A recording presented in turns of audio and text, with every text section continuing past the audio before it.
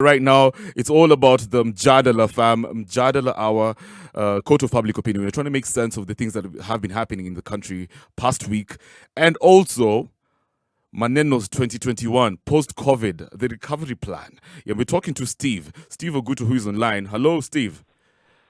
Hello. All right, so it looks like something went down over there. But guys, it's been a very eventful year for a number of Kenyans out there, and many guys have actually been affected by COVID. Now, what's going to happen in the next year is there's going to be a lot of recovery plans happening in every other sector. Guys are going to be coming back to the city. Schools are going to be reopening. Vaccination's going to be happening next year. So we're going to be talking to Steve in just a bit regarding, matters post-COVID, if there's anything post-COVID, and how we can leverage on innovation to build back momentum to revive the economy post, of course, like I said, COVID 2021. So I would urge you to get involved in that conversation. Hit me up. The lines are going to be open on 0719 012 700. Also find us on the SMS line. It's 40131. So guys, all right, let's see what's up. Hello, Mr. Steve. All right, so just a second. Looks like something's wrong with the connection. But you can always hit me up. Hit me up also on my handle. That's at Kev Matara or at Vibes Radio KE. And let me know your thoughts. What are you going to be doing differently next year? How have you been affected? Hello, good morning, Mr. Steve. Good morning, Kev. How are you doing? I'm all right. Your weekend was Sambamba Sana Jamhuri Day. We've been talking about that. Guys were talking about the president's speech on the weekend, and he said, let's just dive right into it. He said that, constitutional change is inevitable, and he actually urged Kenyans to seize the moment that requires change. The deputy president, on the other hand, said that there's need for the national government to check its priorities, and he referenced the corona period, saying that the economy, the healthcare sector, and the education dockets are areas that have been hard hit by the pandemic. So the president is saying, hey, listen, we need to seize this moment. We have to have a new constitution. The deputy president is saying, wait, hold on. Let's review our priorities. So who makes a lot of sense? Where should our focus be as a country, Mr. Ogutu? Right. So, first of all, thanks so much for having me this morning on this greatest show in East Africa. Thank you so much. And to say that this BBI thing, it's basically a political process that the government is keen on making certain that it sees the light of the day. Okay. And so I don't think it doesn't matter what other dissenting voices are going to say. Yeah. I think the government is very keen on this, and they have all the machinery, focusing on this particular agenda. Yeah. And I think, in my very honest opinion, in so far as it's concerned with building peace in this country, sustainable peace in this country, right, pre, during, and post elections, I think to that extent, it's a very noble idea. Where I'm falling out with it is where now it's beginning to introduce the new positions for MPs, like the 70 new positions. Okay. I mean, that's really not a good idea, especially looking at our current wage bill. I mean, it's ballooning already, and citizens are really struggling. We're being overburdened with taxation, and I think to that extent, the government or the drivers of this BBI process may be needed to do better on that end. So now it's interesting what the president said. He actually referenced the 2020 constitution, and he said, it was based on the post-election violence. It was we actually came up with the 2010 constitution based on like a fear factor, and we just wanted to live in peace and stuff like that. But now he's saying that the BBI and all the amendments that the constitution is going to have is something that's going to give the youth hope. And he's saying that, regardless of how you look at it, we have to seize the moment. Is he right? Does it matter what other people are saying? It's like we just have to move forward regardless of what other priorities we could be having. Mm-hmm. Right. I think I need to to highlight a few things here. Yes. One, just like you said, I think I want to agree with him that the Constitution of 2010 was more of a ceasefire constitution. Okay. Basically, to reduce the temperature, the political temperature at that time. Yeah. After that, we were just from the 2007-2008 post-election violence that was so destructive. And so to that extent, I think I want to really agree with him. Okay. But I also want to say that I think it's important that we also understand that constitution-making process or constitution amendments, yes, it's not something that is just unique to Kenya. In fact, if you look at many other countries like South Africa, Nigeria, a country that have, amended their constitution, a number of times within a span of, 5 years, 6 years or so. Yes. So I don't think it's really a bad idea, Yeah. And the good thing is that this process, at the end of the day, is going to be decided by the people. Exactly. And so we just need to do more of civic education. Yeah. Citizens need to know why is this important to them, and what is their role in this, so that they are able to make informed choices going forward. Perfect. But I think on the issue of overall, what has been lacking in this country is not even the constitution we have is a very good constitution. It's described as the best in the continent. Okay. But what I think is lacking is actually the goodwill from the political class. Right. Yeah, to implement what's in the constitution. For instance, if you look at things to do with the two-thirds gender rule, that's something that you already have in the constitution. But the parliament is reluctant to provide how we are going to arrive at having a working two-thirds gender rule. Right. To provide a roadmap, as it were. Yeah. So these things are already enshrined in the constitution, and what has been lacking is the goodwill. Right. And I think that now that we have the government and the opposition talking the same language, that's right, maybe it could make a difference. That's right.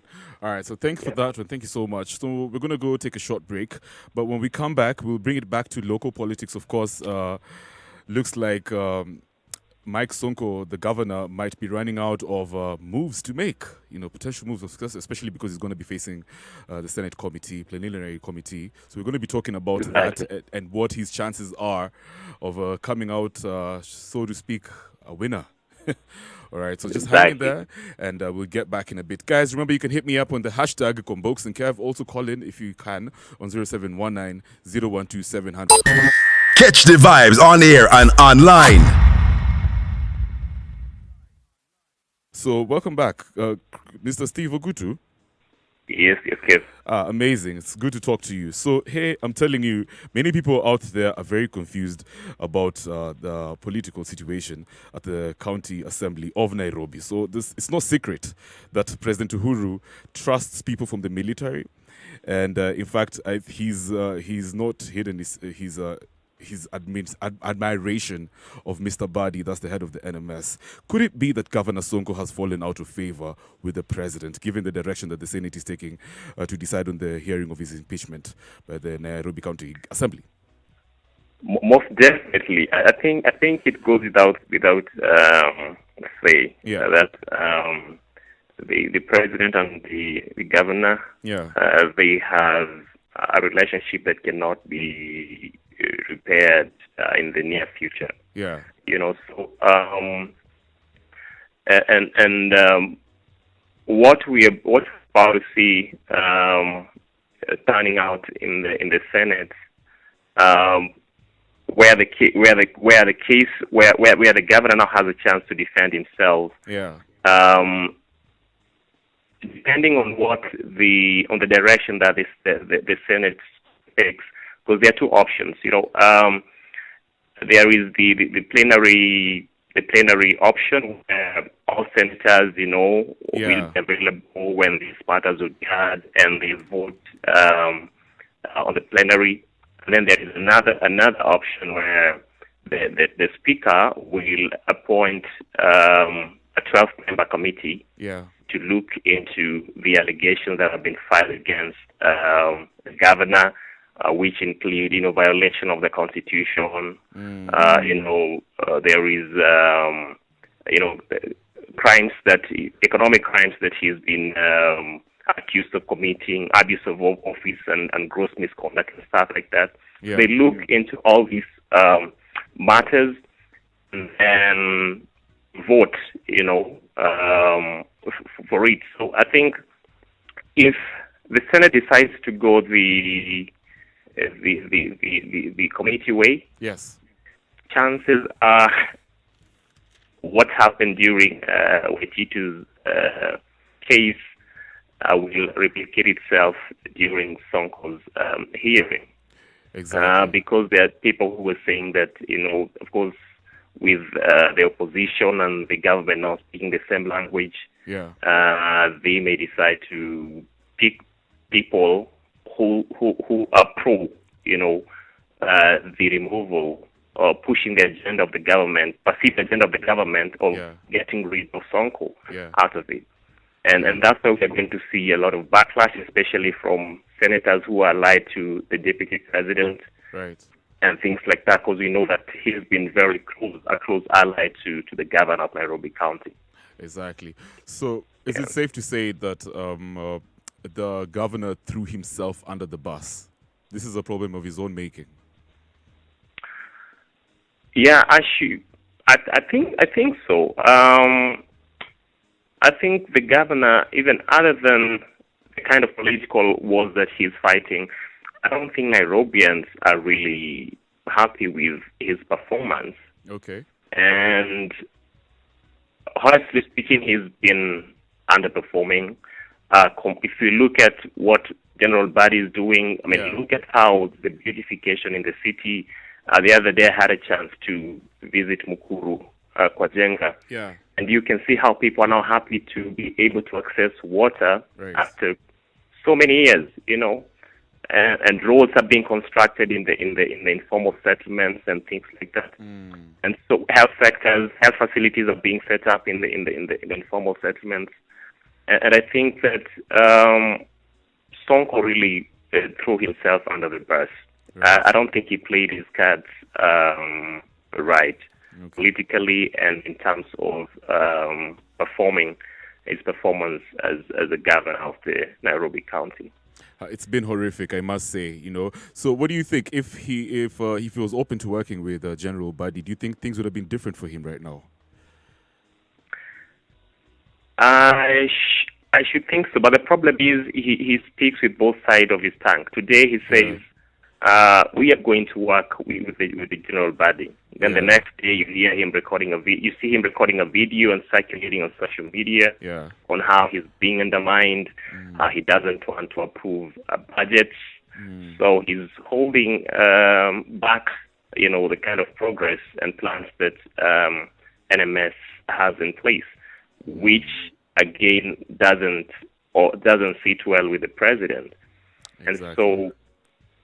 But again, the other thing that I think may also play into this is, when conducting such a just in case he's impeached, it means that we have to go to an election, right? And that is another expensive affair. Yeah. We're just 2 years away, less than 2 years away to the general election, right? And we have a referendum coming up again. And Nairobi is such an important county when it comes to the politics of this country. So I don't know how it's going to be. Maybe it's just a way of telling him that, for him, so that he behaves. Let's just see how it's going to be. So in the event that he is the impeachment is successful and he's out, if he reign again, what are the chances of him coming back?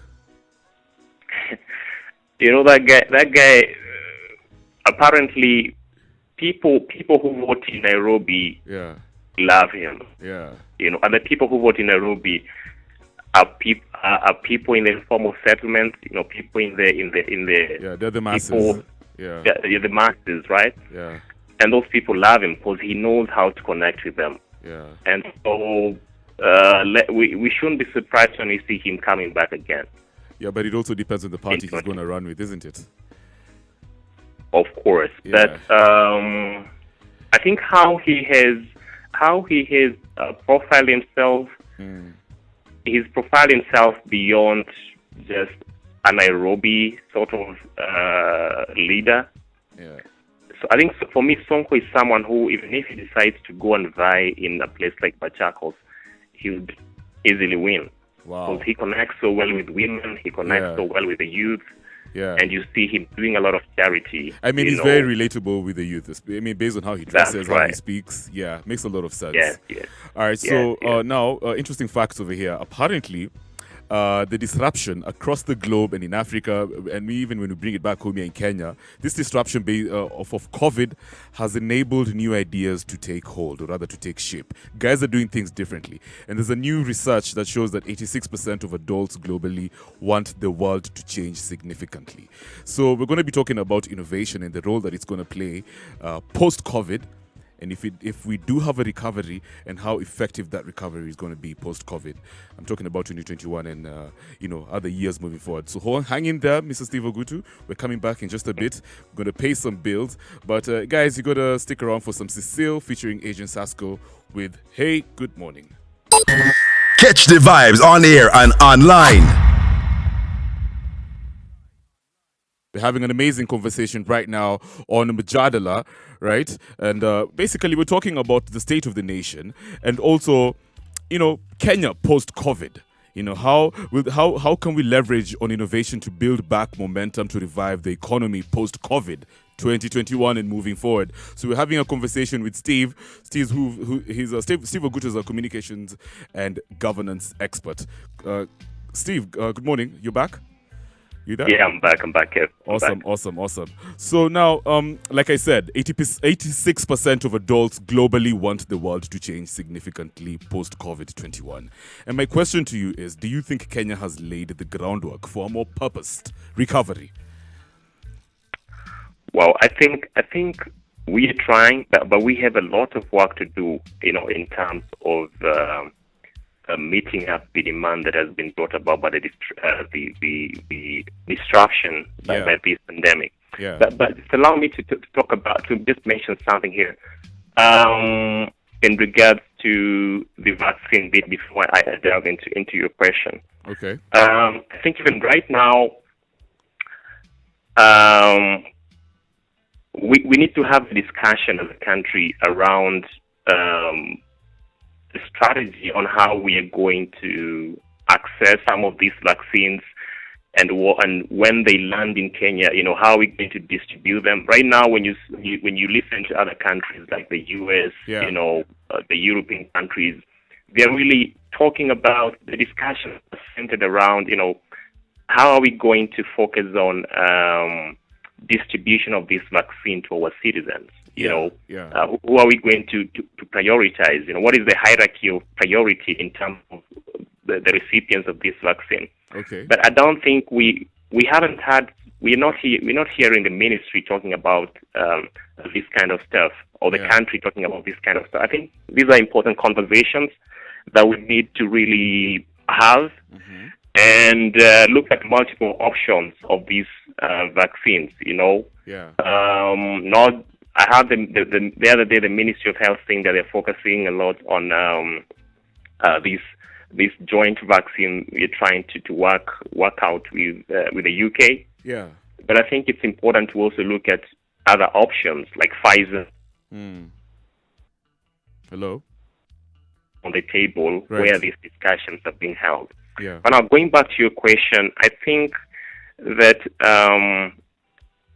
the other day we actually saw the county governments launching a post COVID-19 recovery plan, economic recovery plan. Yeah. But I also think that at a national level, we need a post COVID-19 a socio-economic recovery plan that is inclusive, that is focused on addressing the challenges and the disruption that have been brought about by this pandemic. A strategy that is focused on how we're going to support the SMEs who've been affected, because the SMEs are the biggest driver of this economy. Right. So how are we going to support them? Through stimulus packages, through tax reliefs and things like that. How are we going to make certain that we have better policies to guide the post COVID-19 recovery plan. Yes. So that we are able to come out, to bounce back better, as it were. But now going back to other things that I think the government could consider taking in place as innovations post-COVID, I think we also need to focus on PPP. I mean the PPPs. Right. Basically, previously we've had people talking about PPPs. Basically public-private partnerships.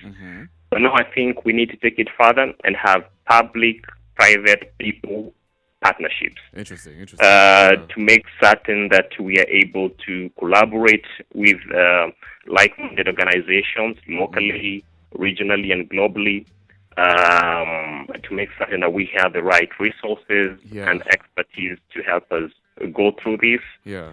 And another bit that I also think that we also need to focus on is strengthening our local manufacturing capacity. Yeah.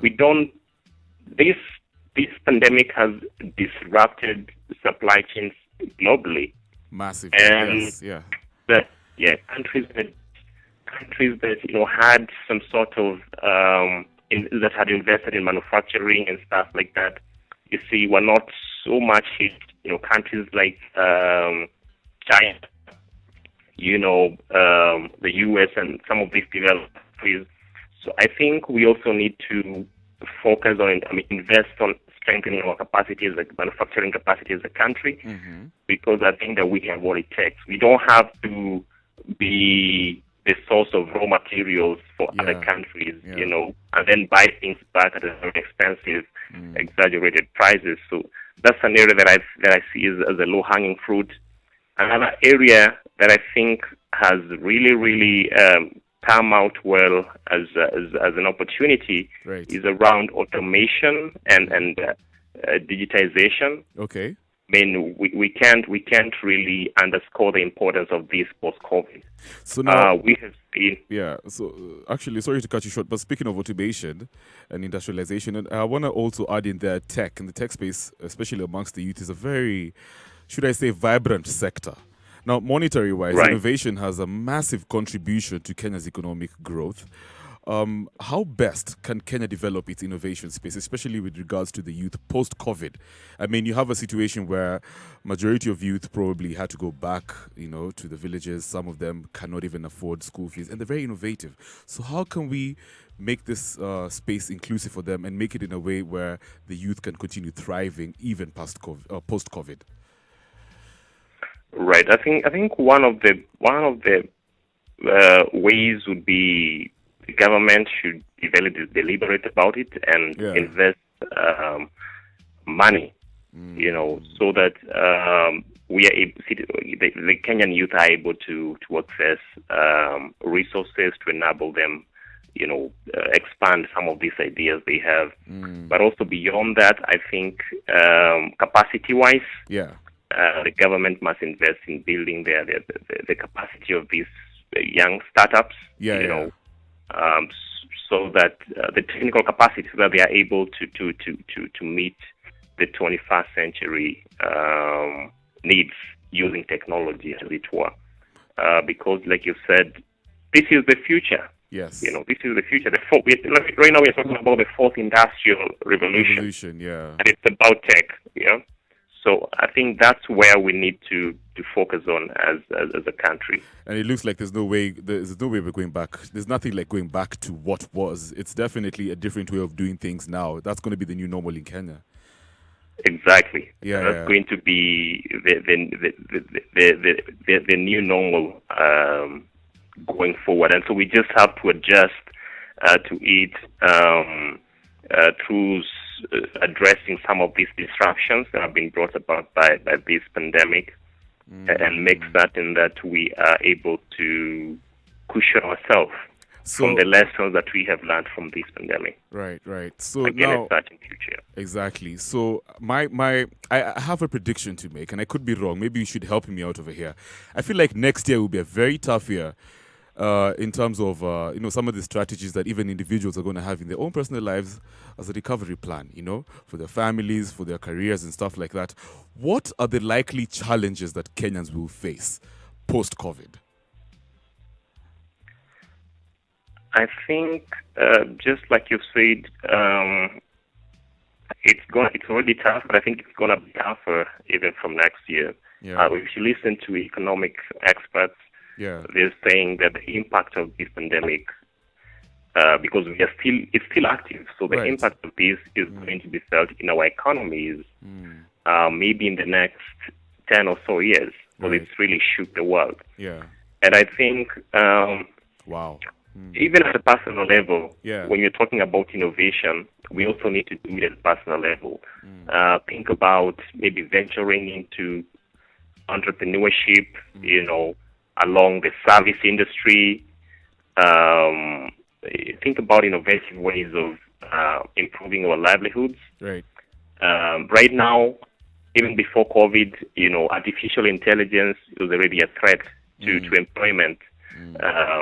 Not just in Kenya but globally. So how is the government even building capacity, getting its citizens ready to overcome the challenges that comes with artificial intelligence? We saw companies downsizing even before COVID because of automation and digitization. So I think it's an important conversation that we need to have going forward. And I think also, in my opinion, the government should still,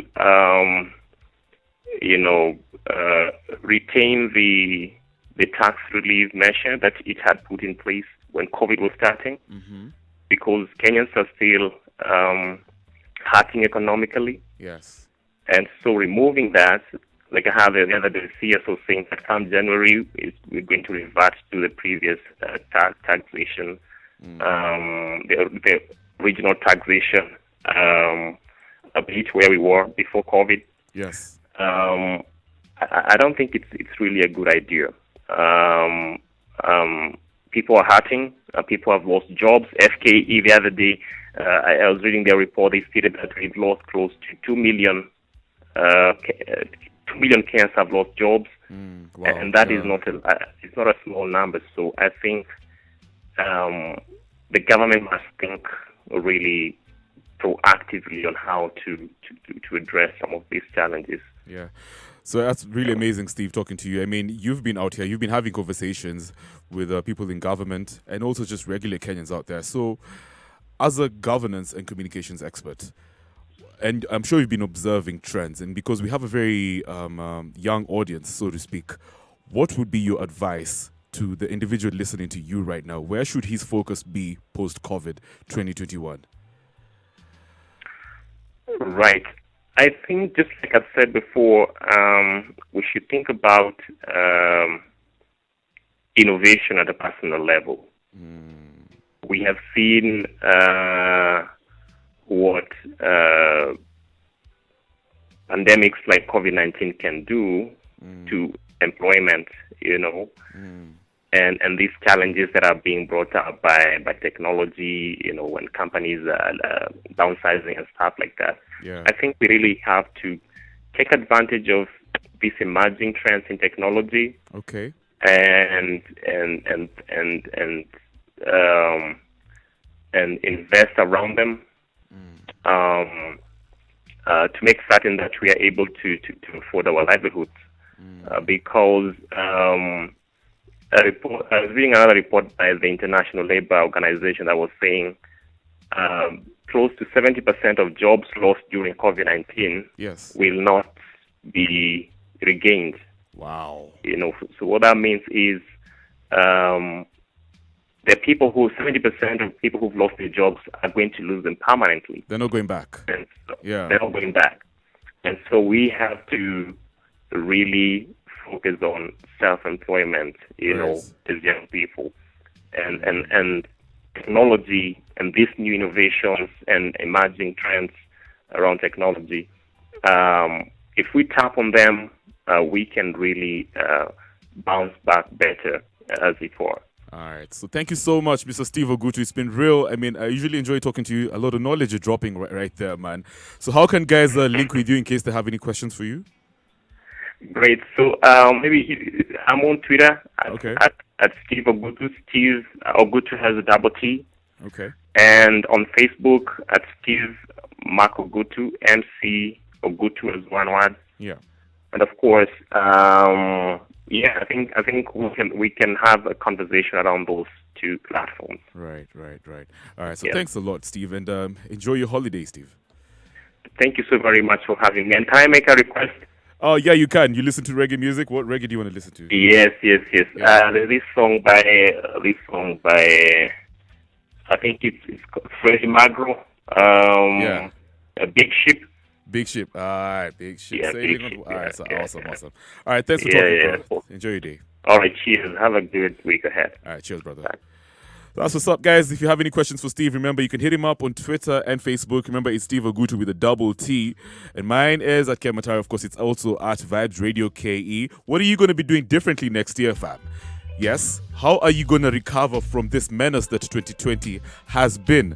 Remember, Time Magazine actually cancelled out 2020 as the worst year ever? It's been for a lot of Kenyans, but what are you going to do differently? Are you excited about the vaccine? Are you going to be one? Are you hoping to be one of the first ones in line? Talk to me. Good morning. Vibes Radio, we rule the nation in this generation.